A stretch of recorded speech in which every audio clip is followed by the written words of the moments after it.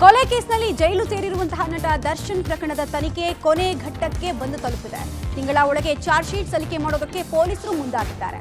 ದರ್ಶನ್ರನ್ನ ಪ್ರಕರಣದಿಂದ ಹೊರತರೋದಕ್ಕೆ ಪತ್ನಿ ವಿಜಯಲಕ್ಷ್ಮಿ ಕಾನೂನು ಹೋರಾಟದ ಜೊತೆಗೆ ಟೆಂಪಲ್ ರನ್ ಅನ್ನು ಕೂಡ ಮುಂದುವರಿಸಿದ್ದಾರೆ. ಅತ್ತ ವಯನಾಡಿನಲ್ಲಿ ಜಲಪ್ರಳಯದ ಕರಾಳ ಕೂಗು ಇನ್ನೂ ಮುಗಿದಿಲ್ಲ. ಭೀಕರ ಗುಡ್ಡ ಕುಸಿತದ ಸ್ಥಳದಲ್ಲಿ 7ನೇ ದಿನದ ಕಾರ್ಯಾಚರಣೆ ಮುಂದುವರೆದಿದೆ. ಇದರ ಜೊತೆಗೆ ಇವತ್ತಿನ ಪ್ರಮುಖ ಸುದ್ದಿಗಳನ್ನ ನೋಡೋಣ. ಕರ್ನಾಟಕ ಟಾಪ್ 20. ರೇಣುಕಾಸ್ವಾಮಿ ಕೊಲೆ ಪ್ರಕರಣದಲ್ಲಿ ದರ್ಶನ್ ಜೈಲು ಸೇರಿ 1.5 ತಿಂಗಳು ಕಳೆದು ಹೋಗಿದೆ. ಈ ನಡುವೆ ಪೊಲೀಸರು ಈ ತಿಂಗಳ ಒಳಗಾಗಿ ಚಾರ್ಜ್ ಶೀಟ್ ಸಲ್ಲಿಸೋದಕ್ಕೆ ಸಿದ್ಧತೆ ನಡೆಸಿದ್ದಾರೆ. ಚಾರ್ಜ್ ಶೀಟ್ನ ಬೆಳವಣಿಗೆಯ ಮೇಲೆ ಕಮಿಷನರ್ ಬಿ ದಯಾನಂದ್ ಕಣ್ಣಿಟ್ಟಿದ್ದಾರೆ. ದರ್ಶನ್ ಕಸ್ಟಡಿಯಲ್ಲಿದ್ದ ದಿನದಿಂದಲೂ ಪ್ರತಿನಿತ್ಯ ಕಮಿಷನರ್ ಪೊಲೀಸ್ ಠಾಣೆಗೆ ಬಂದು ಹೋಗ್ತಾ ಇದ್ದಾರೆ. ದರ್ಶನ್ ಕಸ್ಟಡಿಯಲ್ಲಿದ್ದ ಅಷ್ಟೂ ದಿನವೂ ತನಿಖೆಯ ಹಾದಿ ತಪ್ಪದಂತೆ ಕಮಿಷನರ್ ಬಿ ದಯಾನಂದ್ ಎಚ್ಚರಿಕೆ ವಹಿಸಿದ್ರು. ಇದೀಗ ಕಮಿಷನರ್ ದಯಾನಂದ್ ಚಾರ್ಜ್ ಶೀಟ್ ತಯಾರಿ ಹೇಗಿದೆ, ತಯಾರಿರುವ ಚಾರ್ಜ್ ಶೀಟ್ನಿಂದ ಕನ್ವಿಕ್ಷನ್ ಆಗಬಹುದಾ ಅಂತ ಚರ್ಚೆ ಮಾಡೋದಕ್ಕೆ ಮೀಟಿಂಗ್ಗೆ ಸಿದ್ಧತೆ ನಡೆಸಿದ್ದಾರೆ. ಪ್ರತಿನಿತ್ಯ ಪೊಲೀಸ್ ಠಾಣೆಗೆ ಭೇಟಿ ನೀಡುತ್ತಾ ಇದ್ದ ಕಮಿಷನರ್ ಚಾರ್ಜ್ ಶೀಟ್ನ ತಯಾರಿ ಹೇಗಿದೆ ಎಂಬುದರ ಮೇಲೆ ನಿಗಾ ವಹಿಸಿದ್ದಾರೆ. ಯಾವೆಲ್ಲ ಸಾಕ್ಷಿಗಳ ಹೇಳಿಕೆ ದಾಖಲಿಸಲಾಗಿದೆ, ತಯಾರಾಗಿರುವ ಚಾರ್ಜ್ ಶೀಟ್ನಿಂದ ಕನ್ವಿಕ್ಷನ್ ಆಗಬಹುದಾ ಅಂತ ತಿಳಿದುಕೊಳ್ಳೋದಕ್ಕೆ ಪಶ್ಚಿಮ ವಿಭಾಗದ ಡಿಸಿಪಿ, ವಿಜಯನಗರ ಎಸಿಪಿ ಹಾಗೂ ಕಾಮಾಕ್ಷಿಪಾಳ್ಯ ಇನ್ಸ್ಪೆಕ್ಟರ್ ಜೊತೆ ಸಭೆ ನಡೆಸಿ ಮಾಹಿತಿ ಪಡೆಯಲು ತೀರ್ಮಾನಿಸಿದ್ದಾರೆ. ನಟ ದರ್ಶನ್ ಅಂಡ್ ಗ್ಯಾಂಗ್ನಿಂದ ರೇಣುಕಾಸ್ವಾಮಿ ಕೊಲೆ ಪ್ರಕರಣದ ತನಿಖೆ ನಡೆಸ್ತಾ ಇರುವ ಅಧಿಕಾರಿಗಳಿಗೆ ಈ ವಾರ ಹಲವು ರಿಪೋರ್ಟ್ಗಳು ಕೈ ಸೇರಲಿವೆ. ತನಿಖೆಯ ವೇಳೆ ಹಲವು ಸ್ಯಾಂಪಲ್ ಪಡೆದಿದ್ದ ಪೊಲೀಸರು ಎಲ್ಲವನ್ನೂ ಬೆಂಗಳೂರು ಮತ್ತು ಹೈದರಾಬಾದ್ನ FSLಗೆ ಕಳಿಸಿದರು. ಇದರಲ್ಲಿ ಹಲವು ಟೆಕ್ನಿಕಲ್ ಎವಿಡೆನ್ಸ್ ಹಾಗೂ ಸೈಂಟಿಫಿಕ್ ಎವಿಡೆನ್ಸ್ಗಳನ್ನು ಕಲೆ ಹಾಕಿದ್ದಾರೆ. ಎಲ್ಲವನ್ನೂ ಕಲೆ ಹಾಕಿ FSLಗೆ ರವಾನೆ ಮಾಡಿದ್ದಾರೆ. ಈ ರಿಪೋರ್ಟ್ಗಳು ತನಿಖೆಗೆ ಮತ್ತಷ್ಟು ಸಹಕಾರಿಯಾಗುವ ಸಾಧ್ಯತೆ ಇದೆ. ಶೆಡ್ನಲ್ಲಿ 2 ಮಾದರಿ ಸಾಕ್ಷ್ಯಗಳ ವರದಿಯನ್ನು ನೀಡಲಿದ್ದು, ಇದರ ಜೊತೆಗೆ ಫಿಂಗರ್ ಪ್ರಿಂಟ್ನತ್ತ ಇನ್ವೆಸ್ಟಿಗೇಷನ್ ಟೀಮ್ ಚಿತ್ತ ನೆಟ್ಟಿದೆ. ರೇಣುಕಾಸ್ವಾಮಿಯ ಮೃತದೇಹವನ್ನು ಸಾಗಿಸಿದ್ದ ಸ್ಕಾರ್ಪಿಯೋ ವಾಹನ ಕೂಡ ಈ ಕೊಲೆ ಕೇಸ್ನಲ್ಲಿ ಮಹತ್ವ ಪಡ್ಕೊಂಡಿದೆ. ಹೀಗಾಗಿ ಈ ವಾಹನದಲ್ಲಿ ಯಾರೆಲ್ಲ ಇದ್ರೂ ಈ ಆರೋಪಿಗಳ ಫಿಂಗರ್ ಪ್ರಿಂಟ್ ವರದಿಯೂ ಬರಬೇಕಾಗಿದೆ. ಇದೆಲ್ಲ ಒಂದು ಕಡೆಯಾದರೆ ಪ್ರಕರಣದ ಪ್ರಮುಖ ಆರೋಪಿಗಳಾದ ದರ್ಶನ್ ಮತ್ತು ಪವಿತ್ರ ಗೌಡರ ಮನೆಯ CCTVಯ ವರದಿ ಕೂಡ ಅಗತ್ಯ ಇದೆ. ಅದಕ್ಕೂ ತನಿಖಾಧಿಕಾರಿಗಳ ತಂಡ ವೇಟಿಂಗ್ನಲ್ಲಿ ಇದ್ದಾರೆ. ಇನ್ನು ಸ್ಟೋನಿ ಬ್ರೂಕ್ ಪಬ್ ಕೂಡ ಈ ಕೊಲೆ ಕೇಸ್ನಲ್ಲಿ ಪ್ರಮುಖ ಪಾತ್ರ ವಹಿಸಿದ್ದು, ಇಲ್ಲಿನ CCTV ಫುಟೇಜ್ ವರದಿಯು ತನಿಖಾಧಿಕಾರಿಗಳಿಗೆ ಅತ್ಯಗತ್ಯವಾಗಿದೆ. ಇನ್ನು ಇದೆಲ್ಲದಕ್ಕೂ ಮುಖ್ಯವಾಗಿ ಆರೋಪಿಗಳ ಮೊಬೈಲ್ ರಿಟ್ರೀವ್ ಕೂಡ ಆಗಬೇಕಿದ್ದು, ಅದರ ವರದಿಗಾಗಿ ಎದುರು ನೋಡಲಾಗ್ತಾ ಇದೆ. ರೇಣುಕಾಸ್ವಾಮಿ ಕೊಲೆ ಕೇಸ್ನಲ್ಲಿ ಜೈಲು ಸೇರಿರುವ ದರ್ಶನ್ ಅವರನ್ನ ಪ್ರಕರಣದಿಂದ ಹೊರತರಲು ಪತ್ನಿ ವಿಜಯಲಕ್ಷ್ಮಿ ಪಣ ತೊಟ್ಟಿದ್ದಾರೆ.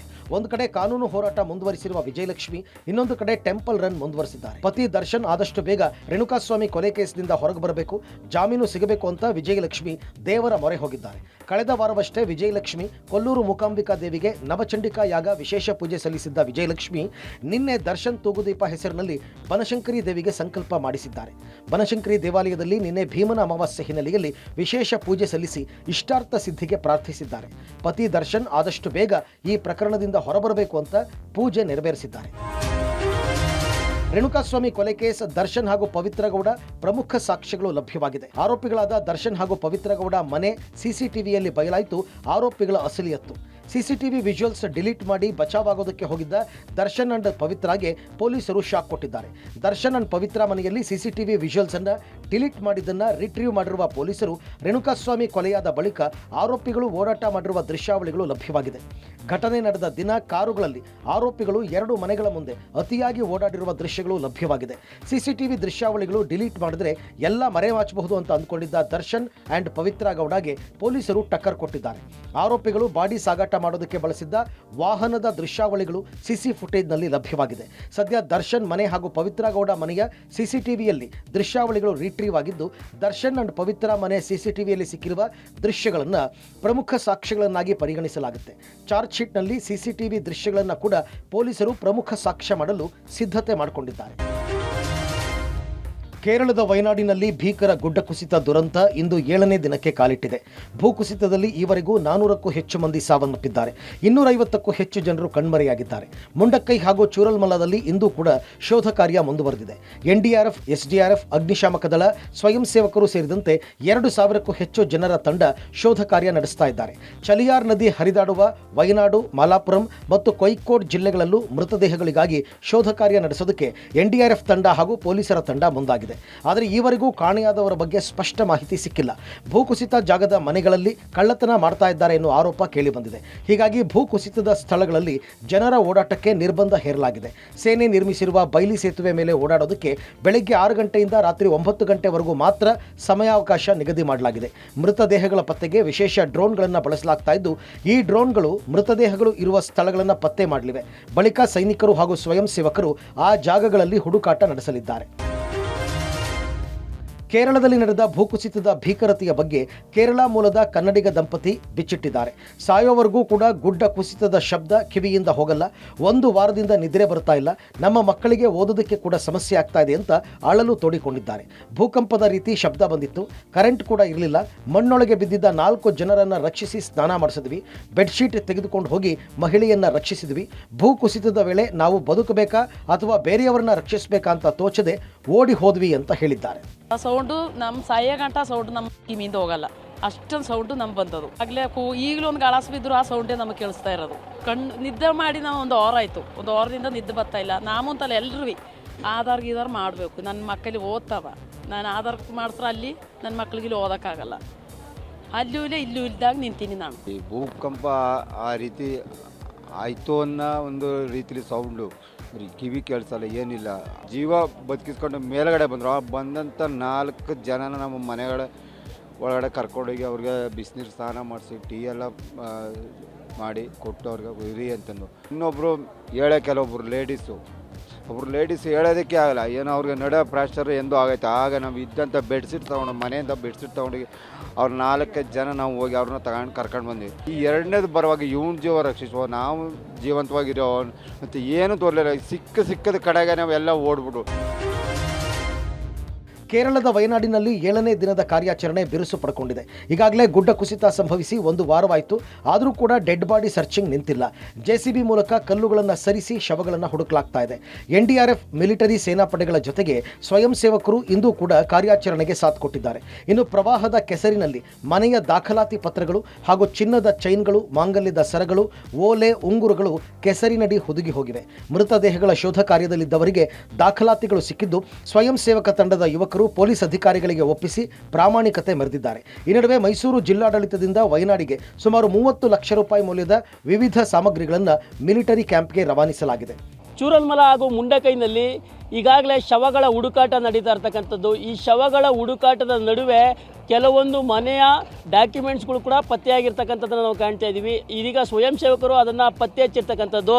ಈಗ ಅವ್ರನ್ನೇ ಮಾತಾಡಿಸ್ತಾ ಹೋಗ್ತೀನಿ. ಸರ್, ಸರ್ಚಿಂಗ್ ವೇಳೆ ಒಂದು ಡಾಕ್ಯುಮೆಂಟ್ಸ್ಗಳು ಸಿಗ್ತಿದೆ, ಅದನ್ನೆಲ್ಲ ನೀವು ಪೊಲೀಸ್ನವ್ರಿಗೆ ಹ್ಯಾಂಡ್ ಓವರ್ ಮಾಡ್ತಿದ್ದೀರಾ, ಅದ್ರ ಬಗ್ಗೆ ಏನು ಹೇಳ್ತೀರಾ ಸರ್? 7 ದಿವಸ ಆಯ್ತು ನಾವು ಇಲ್ಲಿ ಸರ್ಚಿಂಗ್ ಮಾಡ್ತಾ ಇರೋದು. ನಿನ್ನೆ ನಮಗೆ ಸ್ವಲ್ಪ ಡಾಕ್ಯುಮೆಂಟ್ಸ್ ಕಾರ್ಯಗಳಲ್ಲಿ ಸಿಕ್ಕಿರುತ್ತದೆ, ಅದನ್ನೆಲ್ಲವೂ ಪೊಲೀಸವರ ಕೈಗೆ ಹ್ಯಾಂಡ್ ಓವರ್ ಮಾಡಿದ್ದೆ. ಅದು ನಿನ್ನೆ ಒಂದು 4-5 ಡಾಕ್ಯುಮೆಂಟ್ಸ್ ಎಲ್ಲ ಸಿಕ್ಕಿತ್ತು. ವಿಡಿಯೋಸ್ ಎಲ್ಲ ನಮ್ಮ ಹತ್ರ ಉಂಟು, ಮನೆ ಡಾಕ್ಯುಮೆಂಟ್ಸು.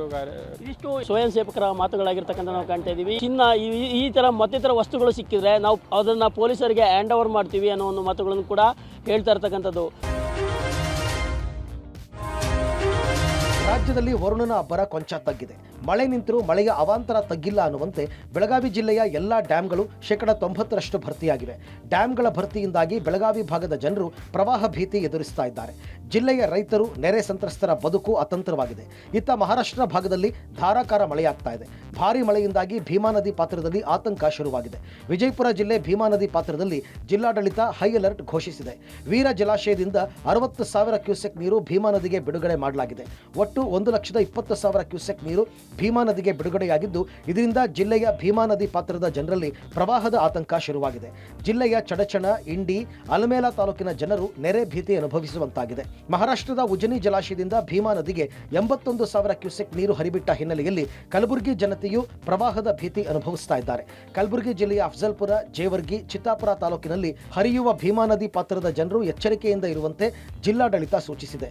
ಜನರು ನದಿಗೆ ಇಳಿಯದಂತೆ ಹಳ್ಳಿಗಳಲ್ಲಿ ಮೈಕ್ ಮೂಲಕ ಅನೌನ್ಸ್ ಮಾಡಲಾಗ್ತಾ ಇದೆ. ಇತ್ತ ಮಲೆನಾಡಿನಲ್ಲಿ ಮಳೆ ಕಡಿಮೆಯಾದ ಹಿನ್ನೆಲೆಯಲ್ಲಿ ತುಂಗಭದ್ರಾ ಡ್ಯಾಂನ ಒಳಹರಿವು ತಗ್ಗಿದೆ. ಜಲಾಶಯಕ್ಕೆ 99,000 ಕ್ಯೂಸೆಕ್ ನೀರಿನ ಒಳಹರಿವಿದೆ. ಸದ್ಯ ಡ್ಯಾಂನಲ್ಲಿ 99.877 TMC ನೀರು ಸಂಗ್ರಹವಾಗಿದೆ.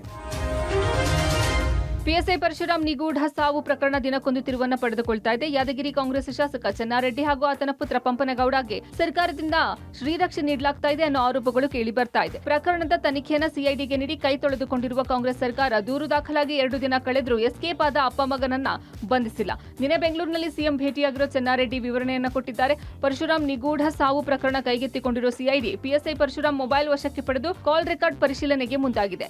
ಈ ನಡುವೆ ಪ್ರಕರಣವನ್ನ ಯಾದಗಿರಿ ಪೊಲೀಸರು ಸಿಐಡಿಗೆ ಹಸ್ತಾಂತರ ಮಾಡೋಕೆ ಮುಂದಾಗಿದ್ದಾರೆ. ಸಿಬಿಐಗೆ ನೀಡುವಂತೆ ಮೃತ ಪರಶುರಾಮ್ ಕುಟುಂಬ ಆಗ್ರಹಿಸಿದ್ದು, ನ್ಯಾಯಯುತ ತನಿಖೆಗಾಗಿ ಸಿಬಿಐಗೆ ನೀಡಬೇಕು, ಸಿಬಿಐಗೆ ನೀಡದೇ ಇದ್ರೆ ಹೋರಾಟ ನಡೆಸೋದಾಗಿ ಎಚ್ಚರಿಕೆಯನ್ನ ನೀಡಿದ್ದಾರೆ. ಇನ್ನು ಶಾಸಕ ಮತ್ತು ಶಾಸಕನ ಪುತ್ರನ ಮೇಲೆ ಆರೋಪ ವಿಚಾರಕ್ಕೆ ಸಂಬಂಧಿಸಿ ಮಾತನಾಡಿದ ಗೃಹ ಸಚಿವ ಡಾಕ್ಟರ್ ಜಿ ಪರಮೇಶ್ವರ್, ಈಗಾಗಲೇ ಸಿಐಡಿ ತನಿಖೆಗೆ ಕೊಡಲಾಗಿದೆ, ತನಿಖಾ ವರದಿ ಬರಲಿ, ಅವರ ಪಾತ್ರ ಇದ್ರೆ ಕ್ರಮ ಕೈಗೊಳ್ತೀನಿ ಅಂತ ಹೇಳಿದ್ದಾರೆ. ಜೊತೆಗೆ ಮೃತ ಪಿಎಸ್ಐ ಪತ್ನಿಗೆ ಸರ್ಕಾರಿ ಉದ್ಯೋಗ ಕೊಡ್ತೀವಿ ಎಂದಿದ್ದಾರೆ. ಮೃತ ಪರಶುರಾಮ್ ಮಾವ ವೆಂಕಟಸ್ವಾಮಿ ಮಾತನಾಡಿ, ನನ್ನ ಅಳಿಯನ ಸಾವಿಗೆ ನ್ಯಾಯ ಸಿಗಬೇಕು ಎಂದು ಒತ್ತಾಯಿಸಿದ್ದಾರೆ. ನಮ್ಮ ಪರಶುರಾಮ್ ಸರ್ ಸಾವು ನ್ಯಾಯವಲ್ಲ ಎಂದು ಎಎಸ್ಐ ಹಸನ್ ಪಟೇಲ್ ಕಣ್ಣೀರಿಟ್ಟಿದ್ದಾರೆ. ಈ ನಡುವೆ ಪರಶುರಾಮ್ ಹುಟ್ಟುಹಬ್ಬದ ವಿಡಿಯೋ ಒಂದು ವೈರಲ್ ಆಗಿದೆ.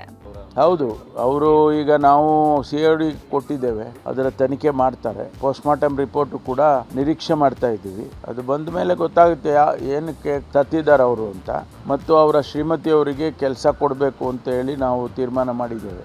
ಇವರು ಮೊನ್ನೆ ಒಂದು 7 ತಿಂಗಳ ಸರ್ ನಮ್ಮ ಸಂಘಟ ಟ್ರಾನ್ಸ್ಫರ್ ಆಗಿ ಬಂದರು ಇಲ್ಲಿಗೆ. ಅವ್ರ ಬಗ್ಗೆ ಹೇಳಬೇಕಾದ್ರೆ ಯಾವ ಥರ ಹೇಳಬೇಕು ಅರ್ಥ ಆಗಲಾರ್ದಂಗಾಗಿದೆ ನಮಗೆ. ಯಾದಗಿರಿ ಪಿಎಸ್ಐ ಪರಶುರಾಮ ಸಾವಿನಿಂದ ನಮಗೆ ಅನ್ಯಾಯವಾಗಿದೆ. ಯಾದಗಿರಿ ಶಾಸಕ ಹಾಗೂ ಅವರ ಪುತ್ರನ ಬಂಧನವಾಗಬೇಕು. ಶಾಸಕರು ಅವರ ಸ್ಥಾನಕ್ಕೆ ಕೂಡಲೇ ರಾಜೀನಾಮೆ ಕೊಡಬೇಕು ಅಂತ ಮೃತ ಪಿಎಸ್ಐ ಪರಶುರಾಮ್ ಪತ್ನಿ ಶ್ವೇತಾ ಆಗ್ರಹಿಸಿದ್ದಾರೆ. ರಾಯಚೂರಿನಲ್ಲಿ ಮಾತನಾಡಿದ ಶ್ವೇತಾ, ಸಿಐಡಿ ಮೇಲೆ ನಮಗೆ ನಂಬಿಕೆ ಇಲ್ಲ, ಪ್ರಕರಣವನ್ನ ಸಿಬಿಐಗೆ ಒಪ್ಪಿಸಬೇಕು ಅಂತ ಒತ್ತಾಯಿಸಿದ್ದಾರೆ. ಯಾದಗಿರಿ ಶಾಸಕ ಹಾಗೂ ಅವರ ಪುತ್ರ ತುಂಬಾ ಕಿರುಕುಳ ಕೊಡುತ್ತಿದ್ದಾರೆ ಅಂತ ನನ್ನ ಪತಿ ಹೇಳುತ್ತಿದ್ರು. ಎಚ್.ಡಿ. ಕುಮಾರಸ್ವಾಮಿ ನಮಗಾಗಿ ಹೋರಾಟ ಮಾಡೋದಾಗಿ ಹೇಳಿದ್ದಾರೆ. ಕುಮಾರಸ್ವಾಮಿ ಅವರನ್ನ ನಾವು ನಂಬಿದ್ದೇವೆ ಅಂದಿದ್ದಾರೆ. ಕುಮಾರಸ್ವಾಮಿ ಅವರು ನಿಮ್ಮ ಜೊತೆ ಮಾತಾಡಿದ್ರು, ಏನು ಭರವಸೆಯನ್ನ ಕೊಟ್ರಮ್ಮ, ಏನಂತ ಹೇಳಿದ್ರು ಕುಮಾರಸ್ವಾಮಿ? ಅವ್ರು ಸರ್ ನಮ್ಮ ಜೊತೆ ಮಾತಾಡಿದ್ರು. ಅವ್ರು ಅಂದಿದ್ದಾರೆ, ಅಮ್ಮ ನಾನು ನಿಮಗೆ ನ್ಯಾಯ ಕೊಡಿಸ್ತೀನಿ, ನಾನು ಬಂದು ನಿಮ್ಮ ಜೊತೆ ಮಾತಾಡ್ತೀನಿ ಅಂತ ಹೇಳಿದ್ದಾರೆ ಸರ್ ಅವರು. ನಾನು ಇವಾಗ ಅವ್ರನ್ನ ನಂಬ್ತಿದ್ದೀನಿ, ಅಟ್ಲೀಸ್ಟ್ ಅವರಾದರೂ ನನಗೆ ನ್ಯಾಯ ಕೊಡಿಸ್ತಾರೆ ಅಂತ ಅವ್ರ ಮೇಲೆ ನಂಬಿಕೆ ಇಟ್ಕೊಂಡಿದ್ದೀವಿ ಸರ್. ಈ ಸರ್ಕಾರಕ್ಕೆ ಏನು ಆಗ್ರಹ ಮಾಡ್ತೀರಿ ಕೊನೆಗೆ? ಏನಿಲ್ಲ ಸರ್, ಅವರು MLA ಅವರು ರಾಜೀನಾಮೆ ಕೊಡಬೇಕು, MLA ಅವ್ರ ಮಗ ಅರೆಸ್ಟ್ ಆಗಬೇಕು. ನಮ್ಮ ಫ್ಯಾಮ್ಲಿಗೆ ಆಗಿದ್ದು ಇಷ್ಟು ನೋವು ತೊಗೊಂಡಿದ್ದು ಇನ್ನೊಂದು ಫ್ಯಾಮ್ಲಿಗೆ ಆಗಬಾರ್ದು ಸರ್.